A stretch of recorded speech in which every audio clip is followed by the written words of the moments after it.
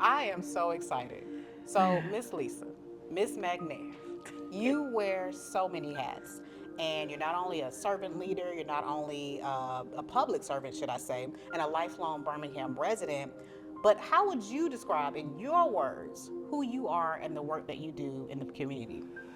Oh, wow. How to describe myself and the work I do in the community. I don't know.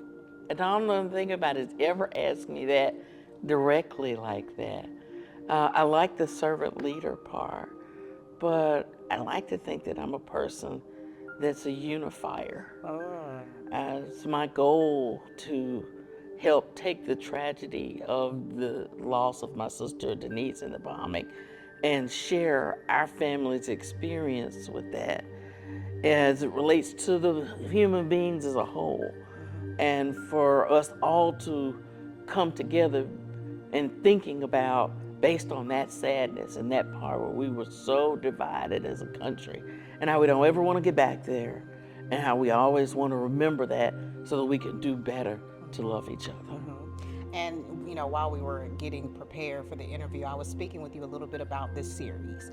And when you hear the Birmingham has more conquerors, and you heard that you were being featured, and you heard that we were highlighting both legacy and leadership, what does this recognition mean to you personally? I'm so excited. And what do you hope people see when they see you being featured? Oh, wow. I wanted to see me and the other people and wonder who we are and why we matter and what we're giving to our community, what we're bringing to our community. And know that we're not superstar special people, that you can give something to your community as well. Yes, I love that. And I love that you said that, because I mentioned to you what my goal and what my vision was for this Birmingham Has More series. And I think you just stated that so beautifully in your own words. Thank you. Birmingham's Black history is nationally significant, right? Right. But its future is just as powerful. So why is it important to you that when we celebrate both where we've been and where we're going, especially right here at home, why is that important to you? Because you can't go forward until you know your history. So many people don't know that piece of history, the civil rights history. They knew a tiny, tiny piece. They know Dr. King did I Had a Dream, Rosa Parks sat on the bus. Some people know about the 4 little girls were murdered, got the Voting Rights Act and the Civil Rights Act. But some people don't even know that much, and that's just like 5 things. It was so much larger, so broader, and it did so much good. One of my good friends says that the civil rights movement was the people in the civil rights movement were the second group of, and yeah, I'm gonna have to cut this out because I'm on. So when you think about Birmingham's Black history, it's nationally significant, right? Mm-hmm. But its future is just as powerful. So why is it important to you that we celebrate not only where we've been, but also where we're going, especially right here at home? Well, first of all, because Alabama was such a hard place to live, and Birmingham and the civil rights movement, Reverend Shuttlesworth, Dr. King, other people who were lesser known, fought for the freedoms we have today. And I think we take it for granted that happened. I mean, it really wasn't that long ago, and we really haven't had these freedoms that long. So I think it's important that we never forget our history, and we have to learn the sacrifices and the work that it took to do it, and the time that it took for us for it to get done, so that we can have what we have now. This was not done in the blink of an eye. And I think on a national scale, Birmingham can be seen as a place that did the work. I think we really did the work. I mean, I was born in '64, so I remember growing up and my mom and dad said, okay, Black people can go here now, or we can eat here now. Or I was never able to play at Kittyland Park, but you can go and play at Kittyland Park in the fairground now. That I remember all the firsts, and so many, many firsts. But then that generation behind me just knew they could go there. And then the generation that had the people who were behind them have no frame of reference that You being able to go to that place this place here was illegal. You couldn't go to the library. You couldn't go to Kidland Park. You couldn't go this part of town, but we can. And so it's important that we never forget it. And we have to know our history so we don't repeat it. Absolutely. And that's for Birmingham and America as a whole.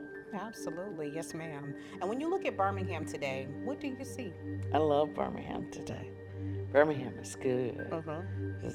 I love our mayor. I don't know if I get political, but I love our mayor. I think he's doing a fabulous job. And I love what he and his whole team, not just him, but everybody with him, city council. I think everybody is laser focused on making this the best city we can make it, How would you describe the city spirit, the momentum, and the potential that we have in this moment today? I think that it's really good. And I think it's not just good for a certain segment of Birmingham. I think our mayor has reached out to the little man as well as the big man, the people in the middle. I think everybody feels, and people I talk to, as though they have a stake in this game. It's not just, a certain segment of the in crowd, and that's important because if it's a city, it needs to be for everybody. It can't be just for the elite or the people that know somebody. It needs to be, Joe Blow right down the corner from where I live. He ought to be able to call the mayor's office and get an answer to his problem that's going on his street. Public transportation connects people to opportunity. Here at Max Transit, our mission is connecting people to places. From your perspective, how can Max Transit continue to play a pivotal role in shaping not only Birmingham and Jefferson County's growth, but our equity and our future success? Wow, that's a good question. I think the transit system is so important, and getting it right is so important. My first job was 18 years at the Greater Birmingham Convention and Visitors Bureau. Okay. And one of the key things I noticed, even way back then, was the transportation system. If the transportation system isn't right, so many other things aren't going to be right. You go to other larger major metropolitan cities, and they have great school systems and great transportation systems. Those were two of the weakest links that we had in Birmingham. But now in the last 4 to 5 years, Birmingham has worked so really hard to bring those two things up. And with those two things coming up, comes up Birmingham. Puts us on a higher national plane. With other bigger cities, we're able to bid for larger conventions because the people, when they come to conventions, can be mobile and move around here. Tourism can be better. It's just a key piece of Birmingham to help make Birmingham a great city. I love that, and I could not agree more, having worked in both industries. But when you think about Birmingham's next chapter, what do you believe the city has more of? And while you're thinking of that, what do you believe it needs more of to truly thrive? I don't know if I know how to answer that. So when you think of the Birmingham has more, I actually borrowed that from the Birmingham Business Alliance. That's their slogan. Okay. And you finish that sentence with whatever, because if you think about, people always say, I'm gonna go to Atlanta for this concert, or I'm gonna go to Memphis or wherever. But a lot of what you're looking for is right here in Birmingham. It's right here. Right? Yeah. To me, as a transplant, because I'm not from Birmingham, I like to say Birmingham has more good food. Yes, child. Now we are killing it with the food.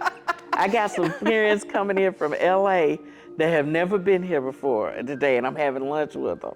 And so I had to pick where I was going to take them to lunch. And me and my sister were talking about it. And we're taking them to Nikki's West. We're going to get them some good Southern food. And they're cool with it, so I can't wait. But yeah, food is the bomb. We got that going on. So you finished that sentence. Yeah. And what's something that you think we need more of to truly thrive? Oh, wow. Affordable housing.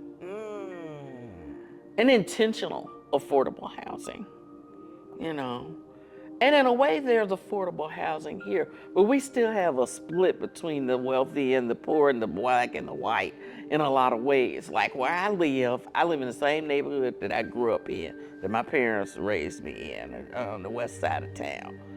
And there are no white people live out there. we need to integrate more and live amongst each other. I was talking to a young white guy this weekend at a conference where I was a keynote speaker, and he was talking about some things. And I was like, he talking about how he couldn't afford a house on what he made. And I was like, then you need to come move to my neighborhood. It's several affordable houses. They might need some work, but you had to put some work in and put some money in to fix it up. And I said, how we got it started was, I said, I talked to a lot of white people who are like in their 70s or whatever now, like around Denise's age. And they say, if they come to my house or they ask where I live, and they say, oh, I used to live in Ensley.